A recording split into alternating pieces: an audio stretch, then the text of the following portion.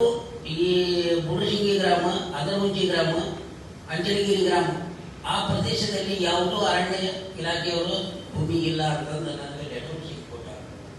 ಆದರೂ ನಾನು ಇದು ಲೆಟರ್ ಹಚ್ಚಿ ನಾವು ಪದೇ ಪದೇ ಅವ್ರು ಕೊಟ್ಟರು ಅದರ ಬಗ್ಗೆ ಏನು ಮಾಹಿತಿ ನೀಡ್ತಾ ಇಲ್ಲ. ನಾನು ಎಷ್ಟು ವರ್ಷ ನಿಮ್ಮ ಕಬ್ಜದಲ್ಲಿ ಎಷ್ಟು ವರ್ಷ ಕಬ್ಜದಲ್ಲಿ ಸರ್?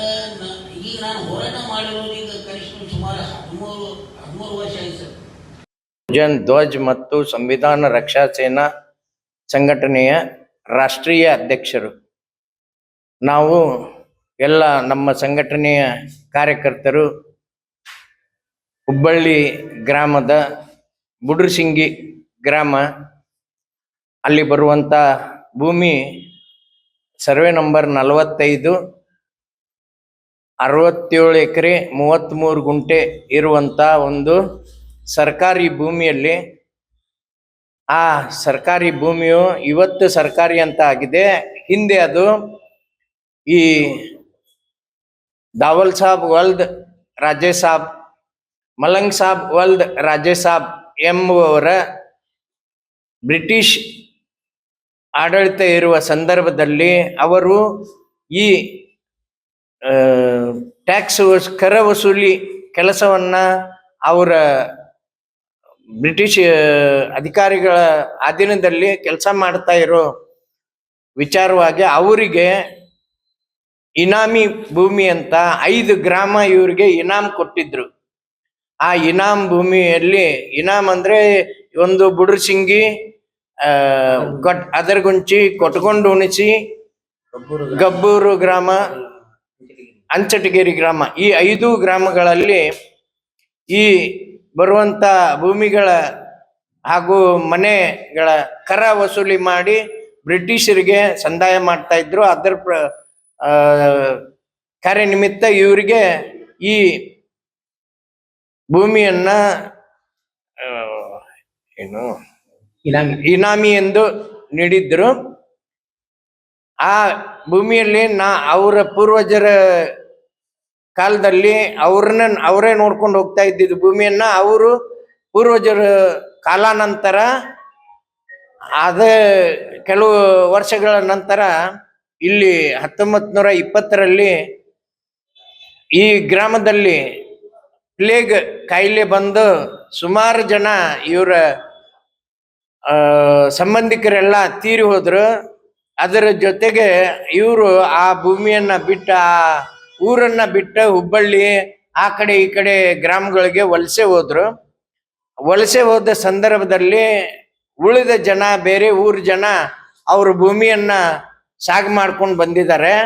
ಆ ಸಾగు ಮಾಡಿದ ಇವ್ರಿಗೆ ಸರ್ಕಾರ ಕಬ್ಜೆದಾರರು ಅಂತ ಅವರ ಉತ್ತಾರದಲ್ಲಿ ದಾಖಲಾತಿ, ಉತ್ತಾರದಲ್ಲಿ ದಾಖಲಾತಿಯನ್ನು ಕೊಟ್ಟ ಅವ್ರಿಗೆ ಷರತ್ತಿನ ಪ್ರಕಾರ ಭೂಮಿಯ ಮೂಲ ಮಾಲೀಕರು ಬಂದಾಗ ಈ ಭೂಮಿಯನ್ನ ಬಿಟ್ಟು ಕೊಡ್ಬೇಕು ಅವ್ರಿಗೆ ಅನ್ನೋ ಷರತ್ತಿನ ಆಧಾರದ ಮೇಲೆ ಅವ್ರಿಗೆ ಭೂಮಿ ಉಳ್ಕೊಂಡು ಹೋಗಕ್ಕ, ಬಿತ್ಕೊಂಡು ಹೋಗಕ್ಕ ಅವಕಾಶ ಕೊಟ್ಟಿತ್ತು. ಇನ್ನು ಉಳಿದ ಕೆಲವು ಭೂಮಿಗಳನ್ನ ಜಿಲ್ಲಾಧಿಕಾರಿಗಳ ಆದೇಶದಂತೆ ಕೆಲವು ಜನರಿಗೆ ಆ ಭೂಮಿಯನ್ನ ಲೀಸ್ ಅಂತ ಕೊಟ್ಟಿದ್ದಾರೆ. ಈ KLE ಸಂಸ್ಥೆಯವರು ಹಾಗೂ ಇನ್ನೊಂದಿಷ್ಟು ದರ್ಗಾದವರು, ಅವರು ಕಾಲೇಜ್ ಈ ಟೈಪ್ ಎಲ್ಲ ಮಾಡ್ಕೊಂಡಿದ್ದವ್ರಿಗೆ ಲೀಸ್ ಅಂತ ಕೊಟ್ಟಿದ್ದಾರೆ. ಅದೇ ರೀತಿ ನಾವು ಈ ಭೂಮಿ ಸರ್ಕಾರಿ ಅನ್ನೋ ಉತ್ತಾರದ ಆಧೀನದಲ್ಲಿರುವಂತಹ ಭೂಮಿ, ಅದರ ಮೇಲೆ ನಾವು ಹೋಗಿ ನಮ್ಮ ಯಾವ್ದು ಸರ್ಕಾರಿ ಭೂಮಿ ಇರುತ್ತೆ ಅದನ್ನ ಬಡವರಿಗಾಗಿ ಮನಿ ಕಟ್ಕೊಳಕ ಅನುಕೂಲ ಮಾಡಿಕೊಡ್ರಿ ಅಂತೇಳಿ ದಲಿತ ಸಂಘಟನೆಗಳು ಎಲ್ಲ ಪ್ರಥಮ ಹಕ್ಕ ಅಧಿಕಾರ ಅವ್ರಿಗೆ ಇರ್ತದೆ. ಯಾಕಂದ್ರೆ ಈ ಭಾರತ ದೇಶದ ಮೂಲ ವಾರಸುದಾರರವರು, ಮೂಲ ಭಾರತೀಯರವರು, ಹಿಂಗ ಮೂಲ ನಿವಾಸಿಗಳವರು.